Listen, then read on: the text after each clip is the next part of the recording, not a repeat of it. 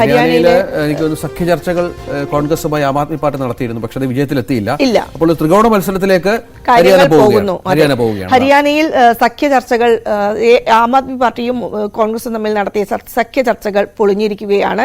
ഇതിനെ തുടർന്ന് ഇന്നലെ ആം ആദ്മി പാർട്ടി 22 അംഗങ്ങളുടെ ഒരു 22 അംഗങ്ങളെ പട്ടിക പ്രസിദ്ധീകരിക്കുന്ന ഒരു സാഹചര്യമുണ്ടായി.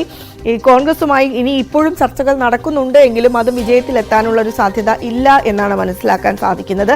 ഒപ്പം ഇങ്ങനെ സഖ്യ ചർച്ചകൾ പൊളിയുന്ന ഒരു സാഹചര്യമാണ് ഉള്ളത് എങ്കിൽ എന്തായാലും ആം ആദ്മി പാർട്ടി 90 സീറ്റുകളിലും ഇവരെ പ്രഖ്യാപിക്കും എന്നാണ് പറഞ്ഞിരിക്കുന്നത്. അതുകൊണ്ട് മത്സരിക്കും. ബിജെപിയും കോൺഗ്രസും ആം ആദ്മിയും തമ്മിലുള്ള ത്രികോണ മത്സരം അത്യാവശ്യം അവിടെ ശക്തിയുള്ള ഹരിയാനയിൽ ശക്തിയുണ്ട്. അതെ, ഇന്നലെ പ്രമുഖ നേതാക്കളുടെ സീറ്റുകളെല്ലാം തന്നെ ആം ആദ്മി പാർട്ടി ഇന്നലെ പ്രഖ്യാപിക്കുകയും ചെയ്തൊരു സാഹചര്യമാണ്.